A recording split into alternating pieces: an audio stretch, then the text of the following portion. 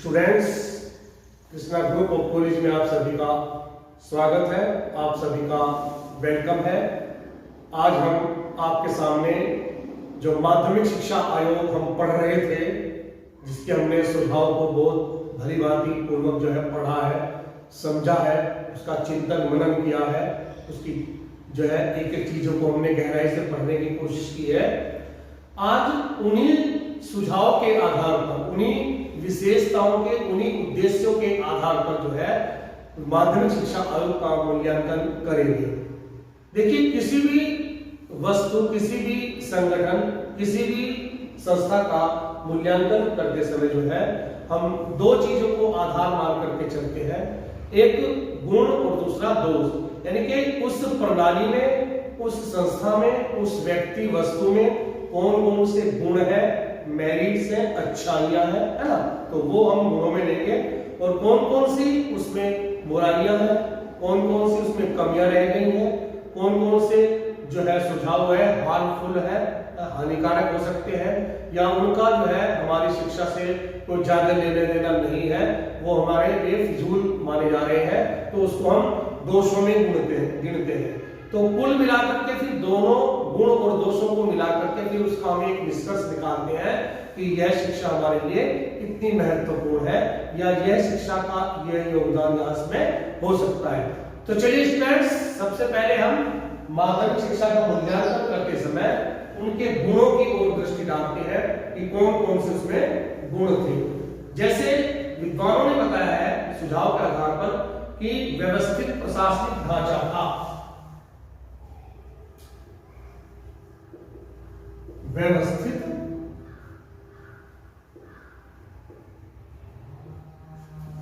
प्रशासनिक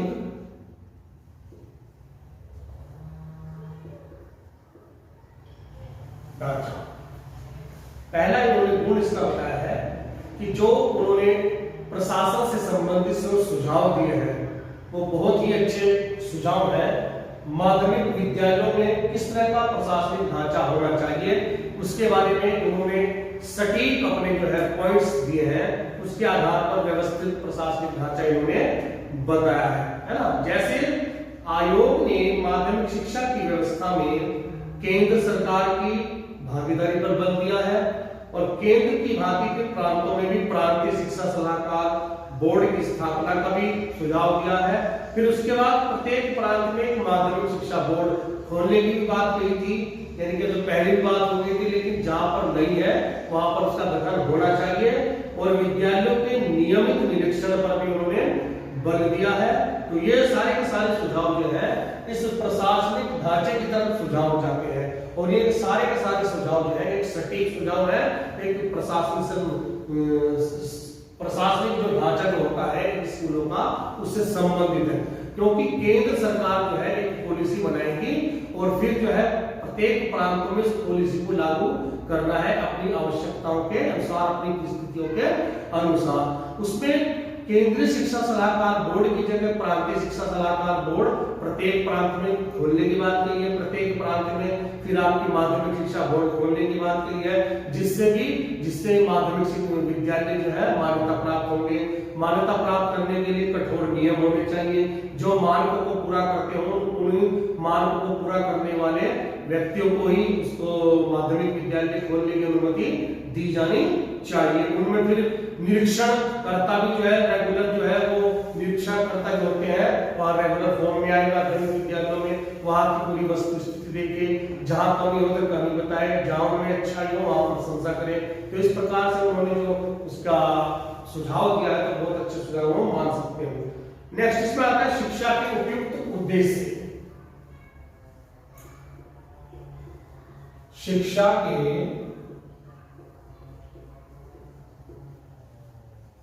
उपयुक्त उद्देश्य। तो माध्यमिक शिक्षा के एक उद्देश्य होने चाहिए थे, वो माध्यमिक शिक्षा के उद्देश्य उन्होंने बताए हैं। बहुत ही सराहनीय उद्देश्य है, बहुत ही सराहनीय काम किया है उद्देश्य को बता करके। जो तात्कालिक जो होने चाहिए, जो परिस्थिति, जो आवश्यकताओं, जो उनकी रुचि, उनकी योग्यता, उनके सर्वांगीण विकास से संबंधित जो उद्देश्य थे, उन्हीं उद्देश्यों को इन्होंने अच्छा गुण होता है कि अगर वो अपने उद्देश्य को, बच्चों की रुचि, उनकी योग्यता, उनके सर्वांगीण विकास की तरफ वो ज्यादा ध्यान दे रही है, उसको मान करके उद्देश्य रखे गए हैं, तो एक शिक्षा प्रणाली का उसका गुण अच्छा होता है। जैसे व्यक्तित्व, छात्रों के व्यक्तित्व विकास से उनका जो तात्पर्य था, उनके विकास की बात करी थी, तो छात्रों का शारीरिक विकास है, मानसिक विकास है, सामाजिक सांस्कृतिक विकास, राजनीतिक, नैतिक, है ना, चारित्रिक विकास, ये सारे के सारे विकास में व्यक्तित्व विकास के अंतर्गत आ जाते हैं, है ना। शिक्षा द्वारा लोकतांत्रिक नागरिकता का विकास करना, है ना, या लोकतांत्रिक सिद्धांतों का जो ज्ञान है वो उनको देना, या लोकतांत्रिक जो लोकतांत्रिक जीवन शैली है किस तरह से जी जानी चाहिए उसके बारे में उनको प्रशिक्षित करने की बात इन्होंने कही है। व्यवसायिक कुशलता का विकास किस प्रकार से हो सकता है, उसी तरह का पाठ्यक्रम निर्धारित करने की बात कही है। तो इस तरह के जो उन्होंने एक उद्देश्य दिए हैं वो उस समय के लिए उपयुक्त थे और वह होने भी चाहिए थे, तो ये इसका गुण मान सकते हैं। तीसरा इसमें बताया है पाठ्यचर्या निर्माण के लिए उपयुक्त सिद्धांत, यानी कि जो पाठ्यचर्या का निर्माण हुआ है, पाठ्यचर्या निर्माण के कोई ना कोई वो सिद्धांतों पर बनाई जाती है पाठ्यचर्या, तो उपयुक्त सिद्धांत है उसके, अच्छे सिद्धांत है।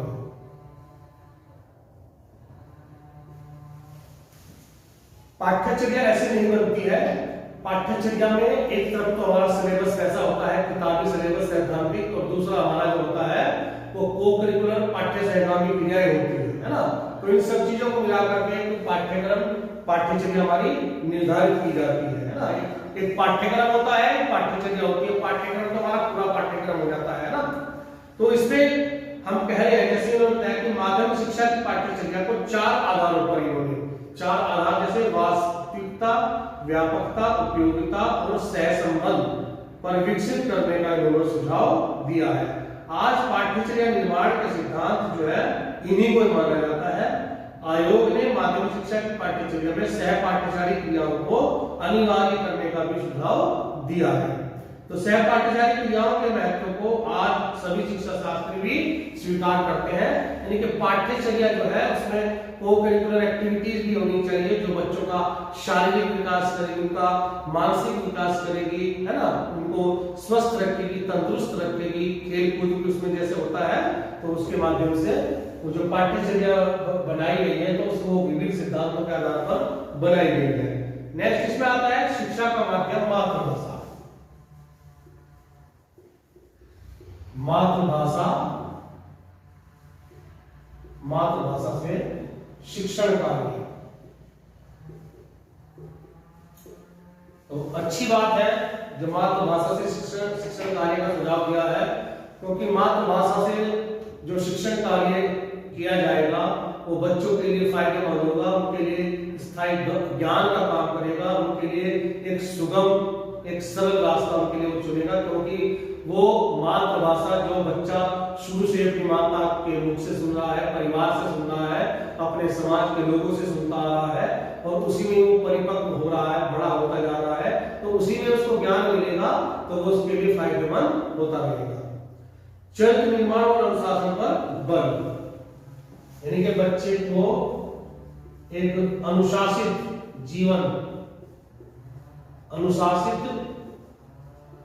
जीवन जीने की सलाह देते हैं, जीने की,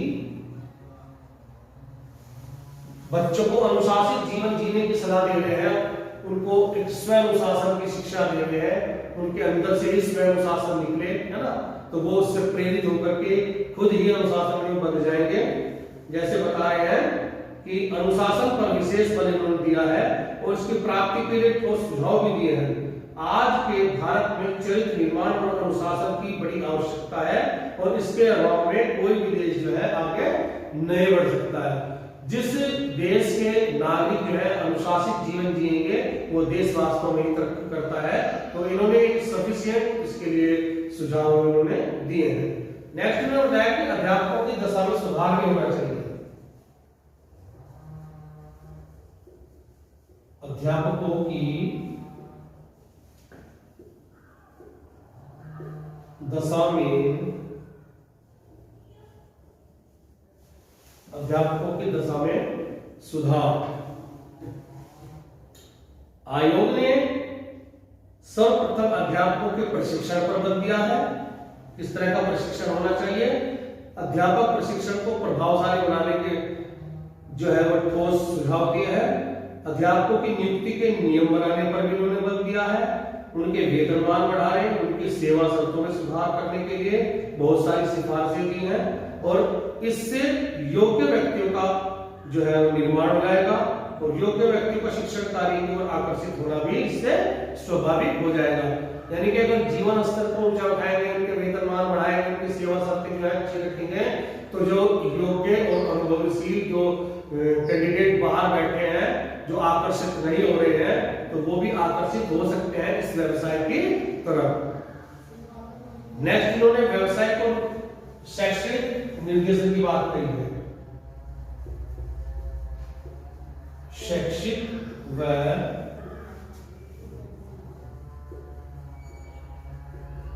व्यावसायिक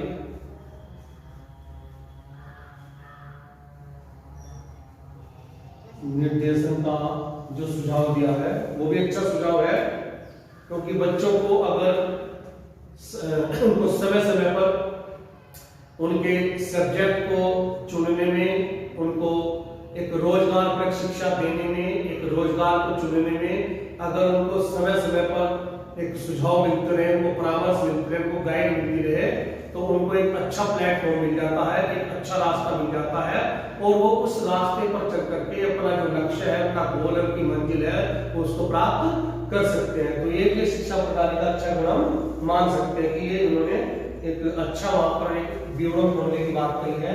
नेक्स्ट इसमें आया है परीक्षा प्रणाली में सुधार।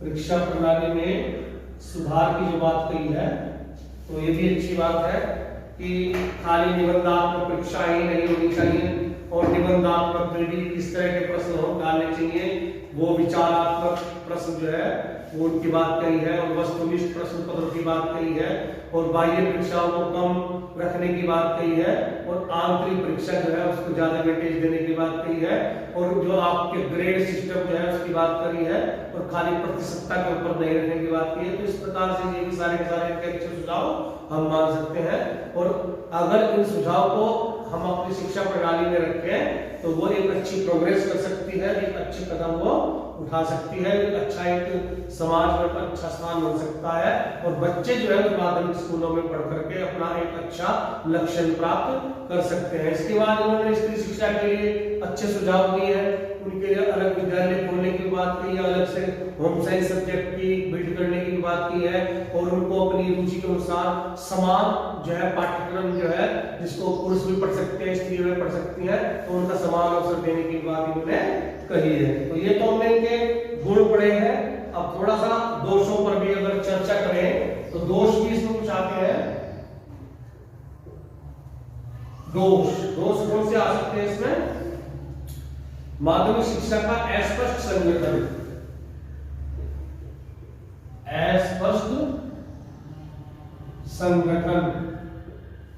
अस्पष्ट संगठन बताया इन्होंने विद्वानों ने। कौन सा? आयोग ने एक और 7 वर्षीय माध्यमिक शिक्षा की बात की है और दूसरी ओर कक्षा 6, 7, 8 को निम्न माध्यमिक और कक्षा 9, 10, 11 को उच्च माध्यमिक में रखने की बात की है। तो इस प्रकार 6 वर्षीय माध्यमिक शिक्षा की बात कर रहे हैं, तो एक तरफ 7 वर्षीय होगी और एक तरफ जो सुझाव दिया वो 6 वर्षीय हो गया है। तो यह अपने आप में अस्पष्ट लग रहा है, यह स्पष्ट संकेत इसका नहीं मिल पा रहा है। इंटरमीडिएट की कक्षा 11 को माध्यमिक शिक्षा और कक्षा 12 को स्नातक शिक्षा में जोड़ने संबंधी जो सुझाव है उसके पीछे को औचित्य वहां पर उनका नजर नहीं आ पा रहा है ना। तो पूर्व विश्वविद्यालय कोर्स और पूर्व व्यावसायिक कोर्स चलाने संबंधी विचार भी बड़े उलझे हुए से लग रहे हैं और इन सबसे परेशानियों के अतिरिक्त और कुछ हाथ नहीं लगा है। यानी कि इन सब चीजों को अगर सुझाव में माना भी है सरकार ने तो कुछ हाथ नहीं लगा इसमें, क्योंकि फिर हम जो है पुनः 10+2 की तरफ हमें लौटना पड़ा है। तो कुछ टाइम के लिए रखा गया था तो उसका कोई खास हमें उसका फर्क नहीं पड़ा है, परिणाम उसके सकारात्मक नहीं मिले और फिर हम 10+2 की तरफ हमें जोड़ना पड़ा है, कक्षा 10 और फिर कक्षा 11 बाद। पाठ्यक्रम को बोझिल बताया है, बोझिल पाठ्यचर्या। बोझिल का मतलब है यहाँ पर जो बर्डन ज्यादा है उससे। कैसे? माध्यमिक स्तर पर एक तो तीन भाषाओं का ज्ञान होता है उन्हें, तो 3 भाषाएं हैं और कुल मिलाकर 8 विषयों का अध्ययन बच्चों को करना है। तो इस प्रकार से उन बच्चों का जो बौद्धिक लेवल है, मानसिक योग्यता का जो लेवल है, वो इसको एक्सेप्ट करने के लिए तैयार नजर नहीं आ रहा है। तो माध्यमिक स्तर पर इतना पढ़ा देना जो है बहुत ज्यादा ये बोझिल लग जाएगा। विभिन्न प्रकार के जो पाठ्यक्रम दिए इसमें वो भी अटपटे से हैं। विभिन्न प्रकार के पाठ्यक्रम जो 7 ग्रुप बताए हैं उनकी बात कर रहे हैं यहाँ पर। आयोग ने माध्यमिक स्तर पर 7 वर्गों का निर्माण किया और 7 वर्गों के लिए कुछ विषय जो है समान रूप से बता दिए हैं और कुछ जो है भिन्न वर्गों के लिए भिन्न रखे गए हैं। तो कुछ ऐच्छिक विषयों को 2 या 2 से अधिक वर्गों में भी रखा गया है और इस सब के पीछे कोई ठोस तर्क हमें नहीं मालूम पड़ रहा है। अब जब पूरे देश में 10+2+3 शिक्षा संरचना लागू हुई है तो यह वर्ग विभाजन जो आगे अर्थहीन हो गया है। तो ये फायदेमंद हमें नहीं दिखाई दे रहा है। अंग्रेजी के बारे में स्पष्ट संकेत दिखाई दे रहे हैं। अंग्रेजी जो भाषा है, अंग्रेजी के बारे में अस्पष्ट संकेत। क्या बता रहे हैं अंग्रेजी के बारे में कि आयोग ने अंग्रेजी के अध्ययन के विषय में कुछ उलझे हुए सुझाव दिए हैं। एक और तो उसे अनिवार्य विषयों की सूची में रख दिया गया है और वह भी विभिन्न ग्रुपों में, और दूसरी ओर 2 वर्गों में ऐच्छिक विषयों की सूची में भी रख दिया गया है, तो और वह भी विभिन्न ग्रुपों में। तो उसका स्पष्ट वहां पर यह सुझाव लग रहा है कि यही संकेत दिया जा रहा है स्पष्ट रूप से कि वो अंग्रेजी को कहां रखा जाएगा, है ना। वह साध्य बहुउद्देशीय स्कूल, बात नोट है, वह साध्य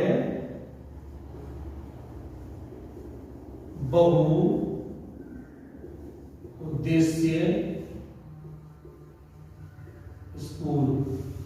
जो बहुउद्देशीय स्कूल खोलने की जो बात कही है तो वो कह रहे हैं कि वह साध्य है, यानी कि उनमें पैसा बहुत ज्यादा लगेगा, फिजूल खर्च उसमें ज्यादा होगी।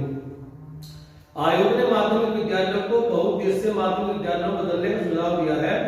सभी विद्यालयों में एक साथ अनेक कौशलों और व्यवसाय की शिक्षा का व्यवस्था का सुझाव भी उन्होंने दिया है।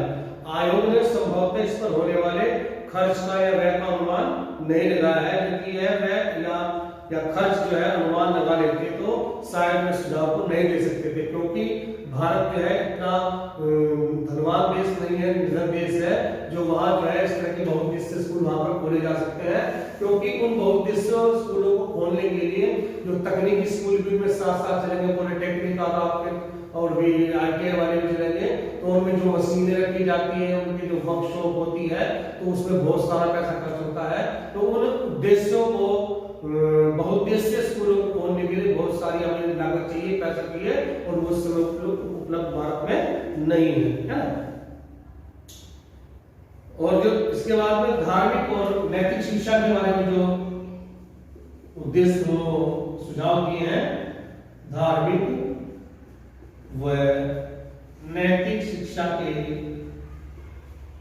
बारे में सुझाव वो भी अनुपयुक्त लग रहे हैं उस समय को देखते हुए। आयोग का यह सुझाव है कि स्कूलों में धार्मिक नैतिक शिक्षा की व्यवस्था तभी दी जाए जब अभिभावक चाहे और वह भी स्कूल समय से पहले या बाद में। एक उलझावा और अव्यवहारिक सुझाव लगता है।